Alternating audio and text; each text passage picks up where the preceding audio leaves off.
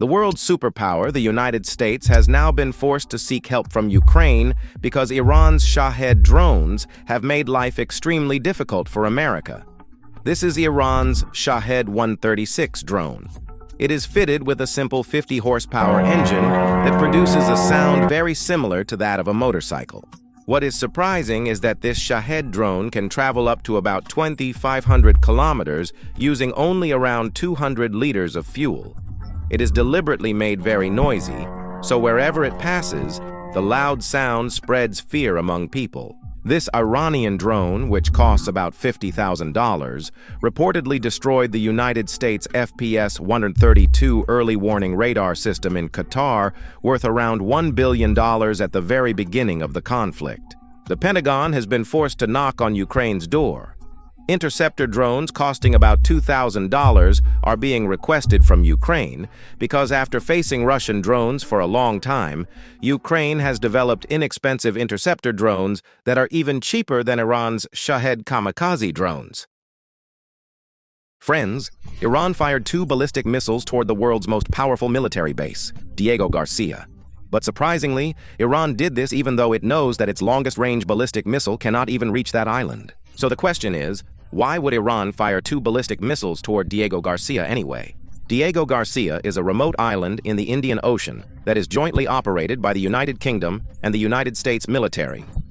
Now consider this. The island lies roughly 3,800 kilometers from Iran. None of Iran's missiles or drones are believed to be capable of reaching that distance. The Diego Garcia military base is widely regarded as a launch platform for American bomber aircraft. The island has long been used in Middle Eastern conflicts and continues to play that role today. Whoever controls this base effectively holds military access to a large part of the world. Of the 2 ballistic missiles fired by Iran, one reportedly fell into the ocean after running out of range while still in the air.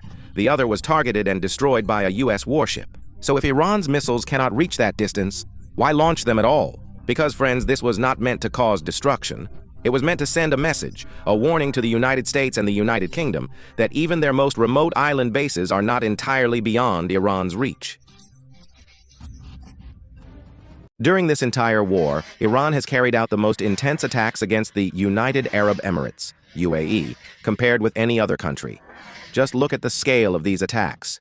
770 drones, 351 ballistic missiles, and 15 cruise missiles have reportedly been fired specifically towards the UAE.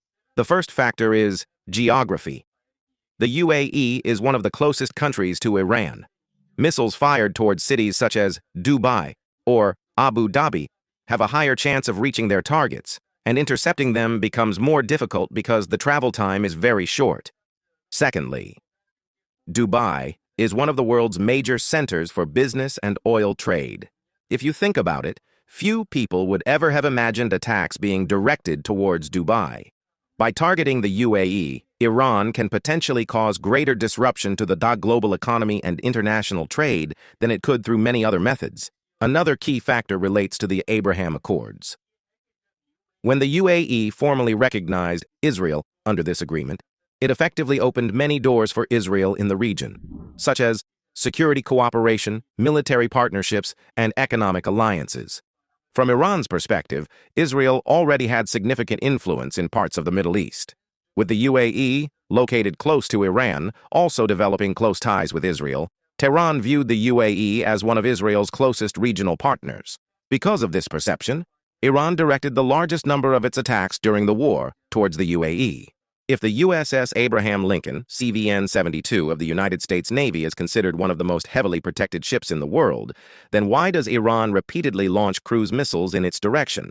When an aircraft carrier is moving, there is usually a Northrop Grumman E-2 Hawkeye flying ahead of it, constantly scanning the sea and surrounding airspace.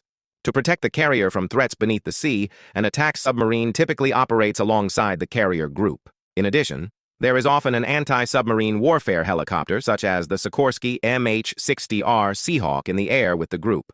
A carrier strike group also normally includes early warning and escort ships of the United States Navy equipped with missile defense systems capable of intercepting hostile missiles even at very high altitudes. Then there is the aircraft carrier itself. It is protected by electronic countermeasures and its own defensive guns, but its primary weapon is the fighter aircraft stationed on its deck. One of the most important elements of protection for the entire carrier group is secrecy regarding its location. In fact, it is often said that even many sailors on board do not know exactly where they are in the ocean at any given moment. Yet despite all this protection, cruise missiles from Iran sometimes come close to the carrier, even if they do not actually hit it. This suggests that Iran may have some idea of the carrier's location. There are rumors that spy satellites belonging to Russia may be continuously assisting Iran in tracking such targets. However, these claims remain unverified. I cannot confirm this. After closing the Strait of Hormuz, Iran has also threatened to close Bab el-Mandeb. At the same time, the United States is reportedly preparing very rapidly to seize Iran's Kark Island. Capturing this island would effectively mean gaining control over about 90% of Iran's oil exports. Iran says it is closely monitoring all American preparations. According to Iranian officials, if the United States launches any ground operation on any Iranian island, Iran is ready to surprise the world.